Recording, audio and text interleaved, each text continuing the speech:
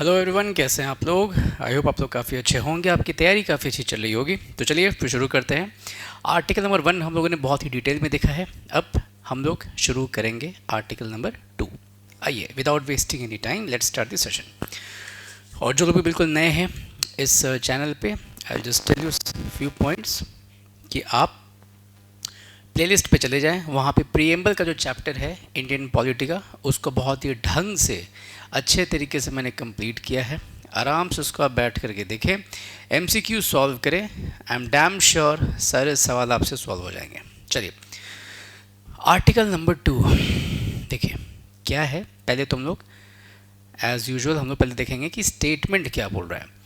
Parliament में by law admit into the union or establish new states on such terms and conditions as it thinks fit।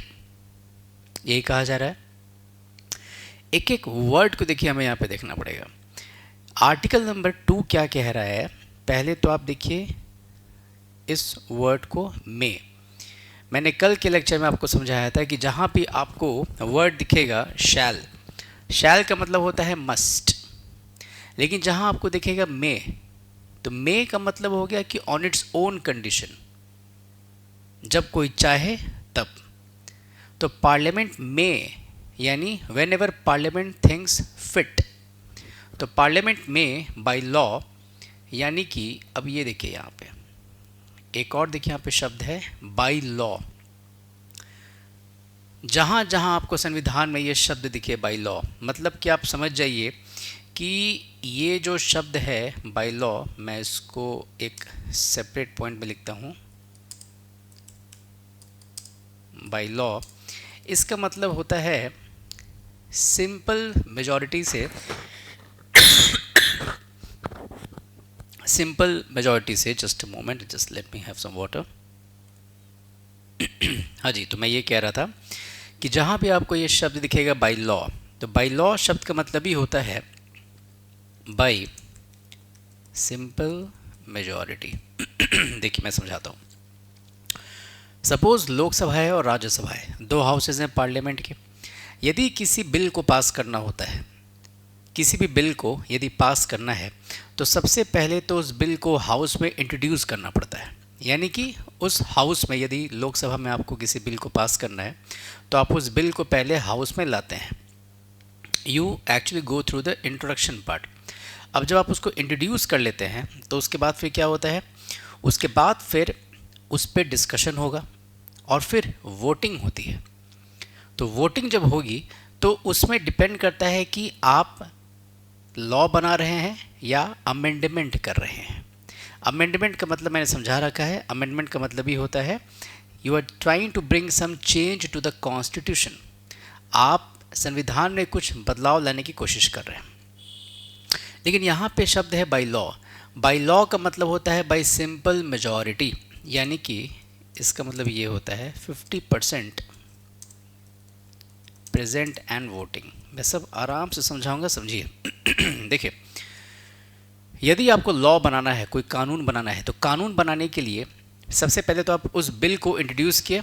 अब उस bill को आप discussion करके उस पर वोटिंग करवाएंगे। वोटिंग जब कराएंगे तो कैसे आप किस सिचुएशन में ये मानेंगे कि वो जो बिल है वो उस हाउस में वोट करके पास किया गया। तो उसके लिए यदि मैं कहता हूँ कि that bill has to be passed by simple majority, मतलब जितने लोग भी प्रेजेंट हैं उस हाउस में और उनमें से जितने लोग वोट कर रहे हैं, उनका 50% मुझे स्ट्रेंथ चाहिए यदि मुझे उस बिल को पास करना है। तो अगर मान लीजिए हाइपोथेटिकली मैं आपको समझा रहा हूँ, 200 लोग प्रेजेंट थे और उनमें से कुछ लोग वोटिंग कर रहे थे, सपोज 190, तो 190 का 50% आप निकाल लो।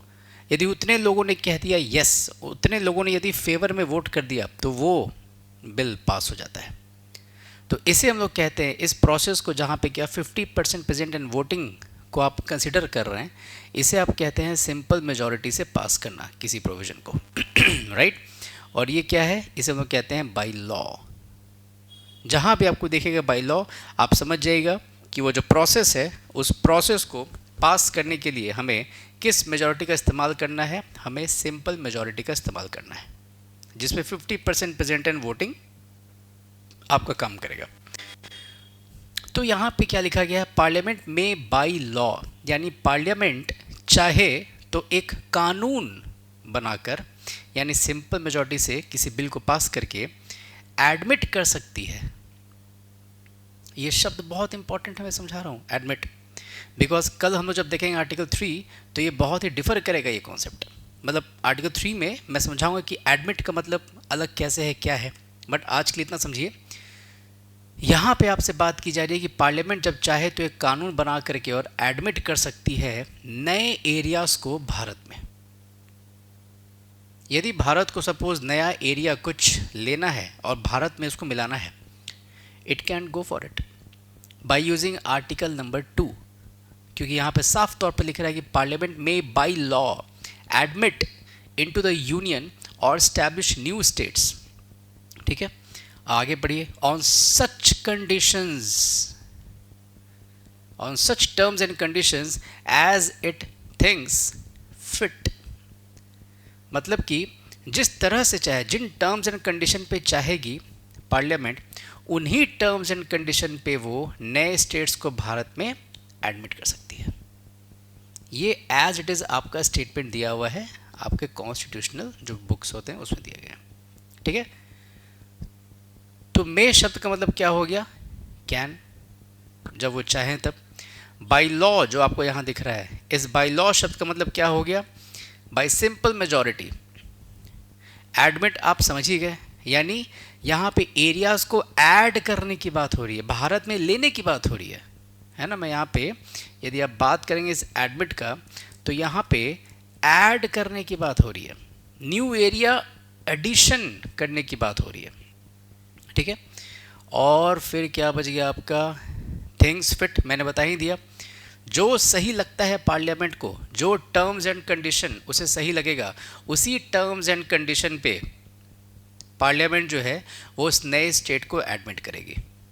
अब देखिए, एडमिट तो चलो भाई बात हो गया लेकिन यदि हमें कुछ एरिया देना है, गिव अवे करना है,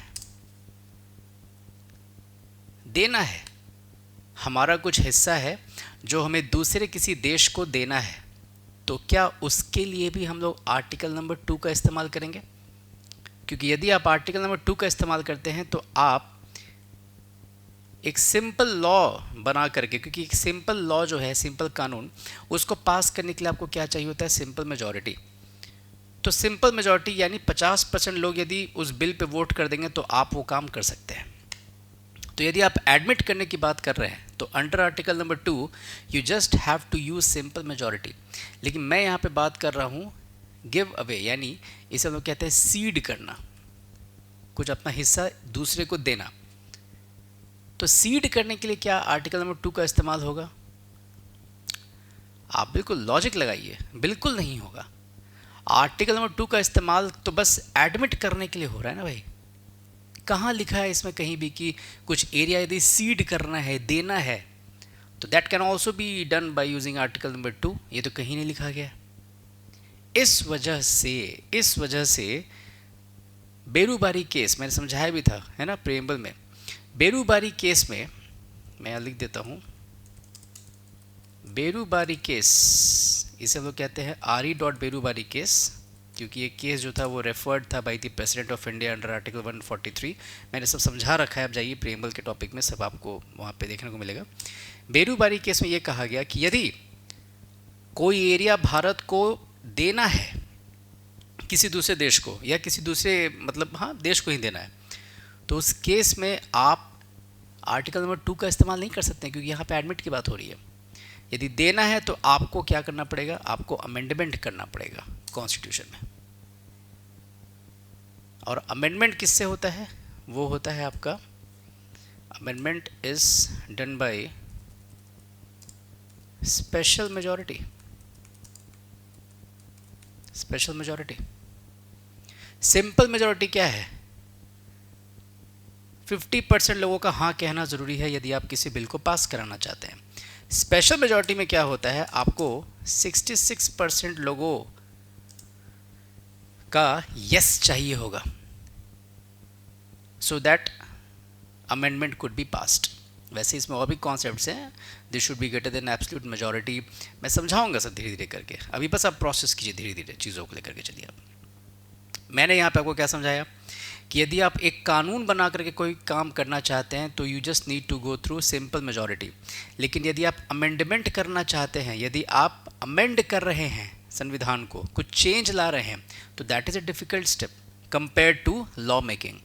उसके लिए आपको क्या चाहिए होगा, स्पेशल मेजॉरिटी का इस्तेमाल करना पड़ेगा टू अमेंड द कॉन्स्टिट्यूशन।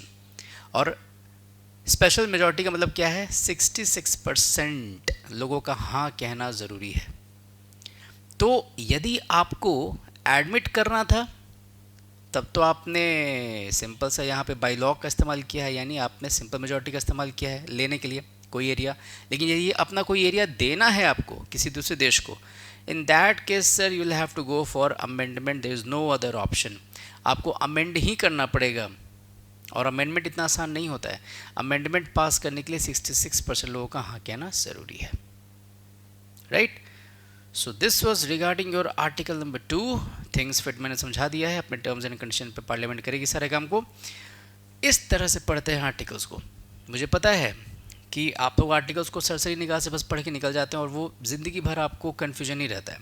एक बार यदि आप मेरे कॉन्सेप्ट्स को देख लेते हैं, लाइफ टाइम आपका जो डाउट्स है रिगार्डिंग हाउ टू रिमेंबर, पहले तो मैं ये नहीं समझता हूँ कि बच्चे डाउट क्यों पूछते हैं कि सर याद कैसे रखा जाए।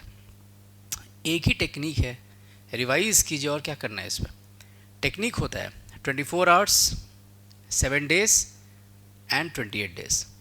3 साइकिल में यदि आप किसी चीज़ को रिवाइज़ करते हैं वो चीज़ बिल्कुल आपको याद सा हो जाता है। बहुत ज़्यादा आपको टेंशन लेने की देखिए बहुत ज़्यादा आपको ज़रूरत नहीं है उसमें। जितना ज़्यादा आप सोचेंगे ना कि याद नहीं हो रहा है, एक्चुअली में याद नहीं ही होगा। दिमाग भी ना अपना वो रिस्पॉन्स उसका जो है वो कम हो जाता है, वो रिस्पॉन्ड करना छोड़ देता है। तो लेट इट बी, जाने दीजिए दिमाग पे। एक ही चीज़ को बार बार पढ़ेंगे वो उसका इमेज छपता है, ठीक है। इमेज एक बनता है कि हाँ इस साइड में इस नोट्स पे ये लिखा था। देखिए ये फॉर्मेट मैंने पहले भी इस बात को बताया, इस फॉर्मेट को देखिए मैंने जानबूझ करके सिलेक्ट किया है वो, क्योंकि बहुत बार क्या होता है कि यदि नोट्स के बीच में फैकल्टीज़ मूव करते रहते हैं तो बहुत ज़्यादा दिक्कत आती है। उसमें स्क्रीनशॉट लेने के लिए आप वेट करते रहते हैं और उसमें आपका कॉन्सेंट्रेशन जो है वो भंग हो जाता है। इसलिए यहाँ पे क्या है, मैं एक साइड पे दिख रहा हूँ, नोट्स आपके सामने है, आपने स्क्रीनशॉट ले लिया, आप मेरी आवाज़ को सुन रहे हैं, एक एक पॉइंट पे आप ध्यान दे रहे हैं, समझ रहे हैं, दैट्स इट। आप जाइए, अब आप किताबों को पढ़िए। वैसे तो ये नोट्स ही काफ़ी रहेंगे, पर जाइए किताबों को पढ़िए, आपको कोई दिक्कत नहीं है। So this was all about the lecture of the day. Article number 2, article number 1 मैंने डिस्कस कर दिया है, 3 कल देखेंगे, 4 उसके बाद देखेंगे। ऐसे ही करते करते करते करते डेली डोज मैं आपको देता रहूँगा ताकि आप इंडियन पॉलिटी के दी मास्टर बन करके निकलें, ठीक है। इसी तरह से economy, by the way economy को मुझे डिजिटल बोर्ड पे ही मुझे पढ़ाना पड़ेगा कुछ टॉपिक्स को, क्योंकि वहाँ पे थोड़ा एक्सप्लेनेशन में थोड़ा फ्लो चार्ट्स बनाना पड़ता है एंड ऑल दैट। हिस्ट्री बिल्कुल इसी फॉर्मेट में चलेगा, बिकॉज हिस्ट्री में हम लोग वार्तालाप बहुत करेंगे, बहुत हम लोग बातें बहुत करेंगे। गांधीयन एरा ये सब को मैंने मतलब डिसाइड किया कि मैं बहुत डिटेल में समझाऊंगा सब सारे टॉपिक्स को। तो बस आप लोग दसौंधी क्लास के साथ जुड़े रहिए, शेयर कीजिए, लाइक कीजिए, सब्सक्राइब कीजिए और इस फैमिली को और बड़ा बनाइए। This is my dream project, जो कि मैं देखिए ड्रीम प्रोजेक्ट इज़ समथिंग जो आपको दिन रात है ना परेशान करता है एक तरह से, इन अ गुड सेंस वो आपको परेशान करता है। क्यों? क्योंकि वो आपके दिल से निकल रहा है ना। सो ये जो भी एफर्ट आप देख रहे हो, it takes a lot of time. एक एक कीवर्ड को फिल्टर करना पड़ता है, देखना पड़ता है कि कौन से कीवर्ड्स यहाँ डाले जाए कि बच्चों के दिमाग में डायरेक्टली वो डाइजेस्ट हो जाए। तो इसलिए मैं कह रहा हूँ कि एक ड्रीम प्रोजेक्ट है जो कि मैं पूरा कर रहा हूँ, और मैं चाहता हूँ कि क्वालिटी एजुकेशन यूट्यूब पे अच्छे तरीके से मैं सारे लेक्चर्स को क्वालिटी एजुकेशन के